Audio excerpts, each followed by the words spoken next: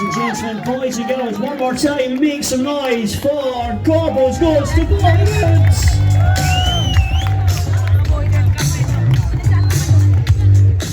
Ladies and gentlemen, just before we close the Gorbals Fair 2024, can you please put your hands together and make as much noise for all the performers this afternoon? Let's make some noise! Hey!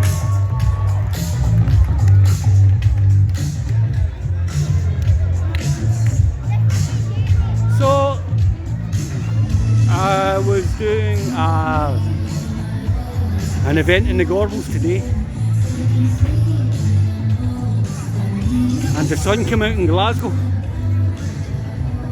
which changes just about everything, doesn't it? Now, if you think about it, the Gorbals is a very nice place, although to make nicer we should all love each other and share,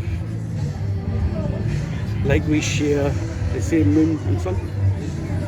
Gorbals school chair. Oh, that's beautiful, isn't it? What a lovely bit of philosophy. So anyway, I was doing an event in the Gorbals in Glasgow today. Sunshine was out, absolutely fantastic. We had your grannies, we had your Wainsies, everybody was out having a ball. However,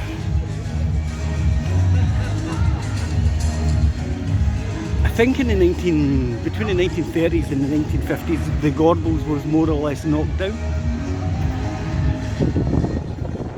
They called it slum housing, but it wasn't actually slum. Well, it was slum housing, but what it was the very ancient old part of Glasgow. When the Victorians came along, they kind of had enough money to knock everything down and rebuild Glasgow in a grid system. That's why you don't actually see many buildings that predate the Victorian era in Glasgow. Now, I'm sceptical with a lot of these modern developments, but I'm going to give this place a 10 out of 10. I think it looks great. You've got the city centre on the other side of the River Clyde down there. Glasgow's trendy south side over that end. And this is the architecture's alright, you know. You wouldn't think something like that would work against something like that, but it kind of does. So the Gorbals was flattened between about the 1930s and 1950s. It shouldn't have been, in my humble opinion, in my honest opinion. It was the old centre of Glasgow. What happened was private landlords ripped the backside out of it, and overcrowded houses. They had trouble with, before the utilities weren't great. They didn't have access to the sewers, fresh running water, electricity and all that type of thing, so they not flattened it all down. This used to be a Victorian marvel. Now it kind of looks okay. It's much better than it was 20 years ago. It's high-rise blocks, and as ever with Glasgow, there was a lot of poverty. Heroin hit the city like a plague. I wonder where that came from, eh? During Margaret Thatcher's time, when we had so many people unemployed, suddenly there was heroin everywhere.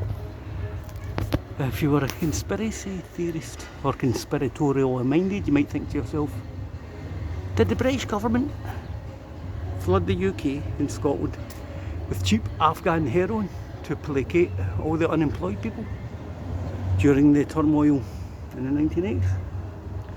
You can't say that, Simba. It came in such massive quantities that I can't see how it could have been smuggled inside people's buttholes. But anyway, that's a story and a rant for another day. So the Gorbals, I'm going to say they've done a good job in it. The redevelopment in the city, I've lived here for over 30 years. It's only really beginning to totally lock up now. Should they have knocked the original Gorbals down? Absolutely not. Have they done a good job with this? Well, it's sunny. As soon as you see sunshine, everywhere looks much better, doesn't it? But I think this is a nice place to stay, and you've got the town centre across the road, so I'm going to hang up. and that actually makes my heart feel quite good as well. I really don't even want to start discussing that genocide, because that's all that is. Alrighty, so as ever, thank you all for watching. Bye bye.